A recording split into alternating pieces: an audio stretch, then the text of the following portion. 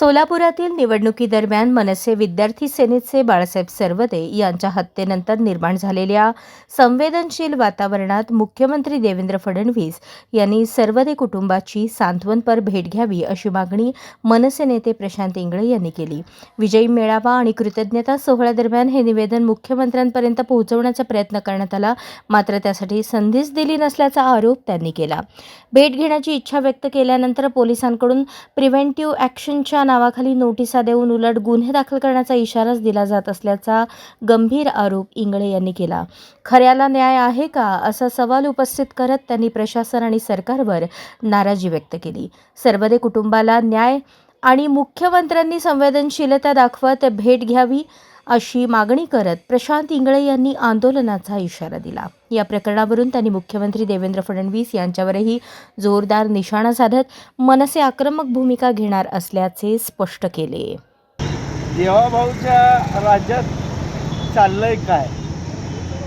कारण सोलापूरमध्ये मुख्यमंत्री देवेंद्र फडणवीस यांचा दौरा होता आज।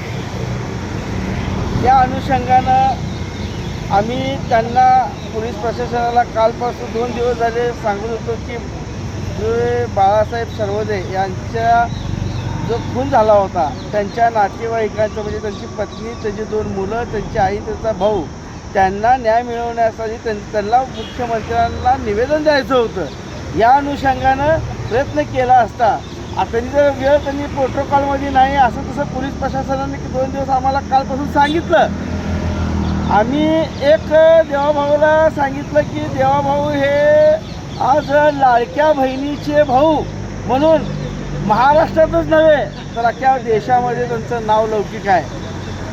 परंतु ज्या लाडक्या बहिणीच्या नवऱ्याचा खून झाला, जी लाडकी बहीण विधवा झाली, जिचा संसार रस्त्यावर उघडा पडला, जिची 2 मुलं त्यांच्यावरचं जे बापाचं छत्र हरवलं, जी आई मुलापासून मुलाच्या दुःखात आज विळत बसलेला आहे, जो भाऊ त्याचं कुटुंब ह्या दुःखातून अजून बाहेर आलेलं आहे, यांचं सांत्वन तर सोडच। परंतु आम्ही त्यांना बाबा देवाभाऊंना आव्हान केलं होतं की आपण जसं तुमचे जे नगरसेवक झेडपी जे काही तुम्ही एवढं गुणगान करण्यासाठी जे त्यांच्या सत्कार समारंभासाठी सोलापुरात आला होता तसंच तुम्ही या महाराष्ट्राचे पालक असताना त्या कुटुंबाचे पण तुम्ही पालक आहात आणि तुम्ही त्यांच्या कुटुंबांना भेट द्यावी ही आमची एक सर्वसामान्य नागरिक म्हणून आमची अपेक्षा मी त्यांना व्यक्त सोशल मीडियाच्या माध्यमातून आपल्या माध्यमातून व्यक्त केली होती। आणि झालं काय बघा, देवाभाऊचं यायच्या अगोदर सकाळी देवाभाऊचे जे अधिकारी आहेत, पोलीस प्रशासन, कारण गृह खातं त्यांच्याकडे आहे, गृहमंत्री आहेत ना, त्या गृहमंत्र्याच्या अधिकाराचा वापर करून पोलिसांनी सकाळी आम्हाला डिटेलमध्ये ठेवलं। डिटेलमध्ये ठेवून देवाभाऊचं विमान इथून मुंबईला उडलं। देवाभाऊचं विमान मुंबईला उडलं तर आता आम्हाला कळलं की माझ्यावर नवीन IPSC कलम 126 नुसार व जुन्या IPSC कलम 107 दाखल करण्यात आली। 25,000च्या जात मुद्द्यावर आपला जामीन करण्यात आला असं आत्ता मला कळलं। आता माझ्यावर केस दाखल झाली, मी ती जामीन करून आताच बाहेर आलो। फक्त एवढंच या अनुषंगाने सांगायचं की वा देवाभाऊ वा, काय तुमच्या राज्यामध्ये म्हणजे तुम्हाला कोणी विरोध करायचाच नाही।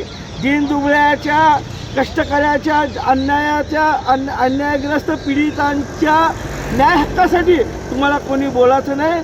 तुमचीच दोन्ही बाजूनी ढोलकी वाजणार हे यातून सिद्ध झालेलं आहे।